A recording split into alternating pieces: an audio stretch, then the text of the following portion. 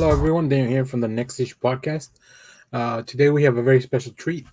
I ran across this trailer online and I wanted to talk about it because it's something that I like to check out every time we have something new is released from this property.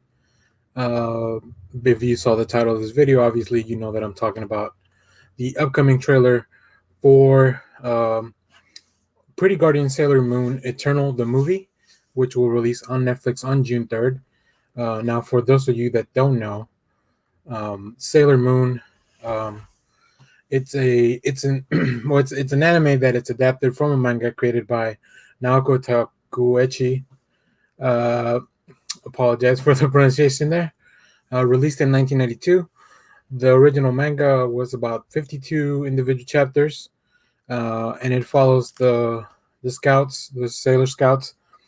It is part of the magical girl genre of anime. Um, so every time that there's a new, I used to watch Sailor Moon when I was younger, and every time there's a new adaptation or something updated to the series, I like to check it out. In 2014, that was the last time we got something that I remember. I think it was the release of Sailor Moon Crystal. I checked it out. It wasn't something that I wanted to kind of keep looking at, but I want to check this movie out because this is kind of like the Demon Slayer movie that we just had. It's supposed to be like it adapts an arc from the manga, which it makes it canon, which is um, an interesting thing that's been happening with manga with anime movies that they're actually canon, whereas in the past, for those of you that watched a lot of those One Piece and Dragon Ball movies, like not all of them are canon. They don't really fit into they're not adapted from the manga. They're just kind of standalone stories. Naruto had a lot of these too. I think Bleach had a few. Um, so, but like I mentioned, Sailor Moon is one of the most recognizable names in anime and manga. Um, so I wanted to check it out, especially because now that I have Netflix right now, and this movie's coming out on June 3rd, I think it'd be perfect time for me to look into maybe revisiting this franchise.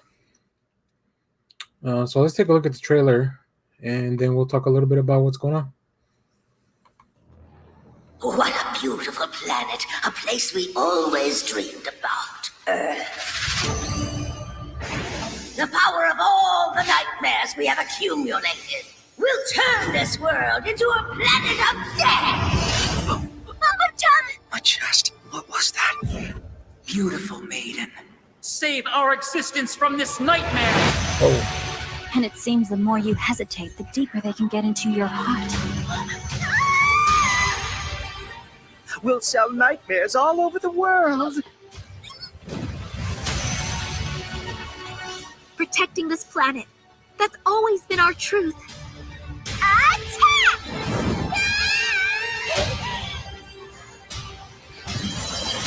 We can't give up.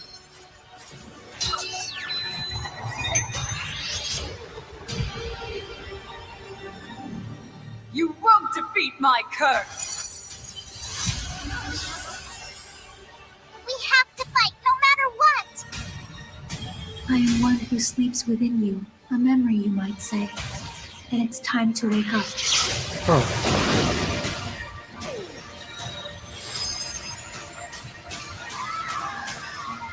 Don't forget, this was only the premiere of the Dead Moon Circus. We've only just begun.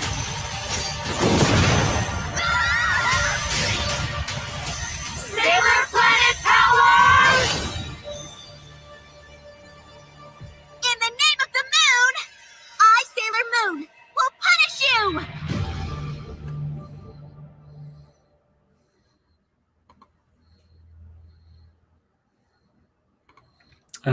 Very, very cool. So like we saw in the trailers, this is going to be a two-parter. So I guess they're only releasing part one in June 3rd.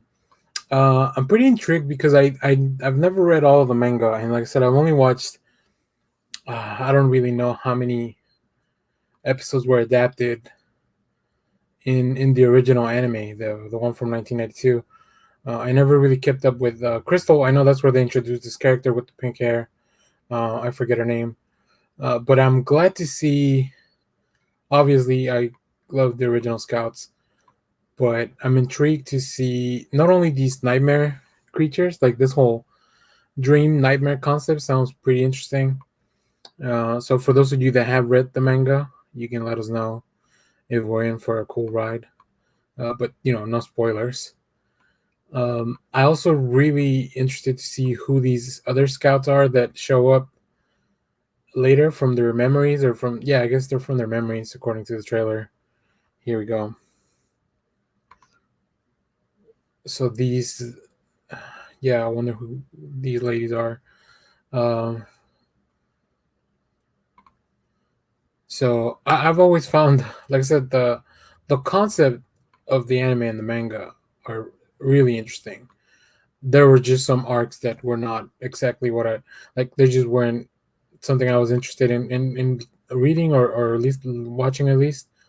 But with the whole renaissance that we're going through, I feel with anime, and all these different studios and streaming services bringing new life back into all these properties, especially because if this is something that had never been adapted to an anime format, I'm definitely looking forward to it.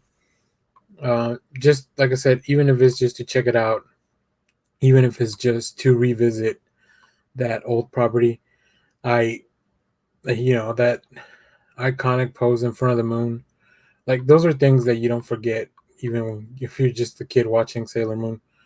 So that was very cool. The animation looks fantastic. I don't know. Let me see if I can find who's doing the movie. Because even though these are all Netflix originals, that just kind of means that Netflix has the distribution rights in America. Okay, so Toei Animation and Studio Dean for animation production. I'm familiar with Toei Animation because that's the same studio that does Dragon Ball, but I don't know Studio Dean. In this article, yeah, Sailor Moon is one of the best-selling shoujo manga. Shoujo is a term that means originally aimed at a younger teen female demographic, but it doesn't like. I read all kinds of manga, including shoujo. Not super deep in it because shonen has more of the things that appeal to me as a, a grown man child. Uh, but yeah, let's see. Yeah, one of the biggest ones, and it's only 52 chapters, which is amazing. So you can definitely get this. This would be something neat to collect too, probably. Okay. So it says it's a double feature. I want to see if I don't see a release date for the second part. I wonder if they're gonna release everything at once. You never know with Netflix, but I would expect them to wait a few months. Yeah, but according to this article I'm reading here from Polygon, these two movies they're supposed to serve as the fourth season of Sailor Moon Crystal. So if you haven't watched Sailor Moon Crystal, you should probably go do that, and then maybe check out these movies. But it feels like something you could kind of jump into just standalone. I don't think you need to be super well versed in the Sailor Moon mythos. Just kind of know like who the scouts are, and kind of how their powers work. It was really cool to see Mars with that flaming arrow, flaming bow and arrow. Mars has always been one of my favorites. Let's see if I can pull it up. Here we go. Yeah, here we go. Yeah, that looks cool. The voice acting sounds pretty good to me. Sometimes it's kind of rough with the animation, but yeah, all these, because it's not something I've been watching constantly. I don't remember what they're supposed to sound like, I guess. But to me, they sound like they should. So we'll see.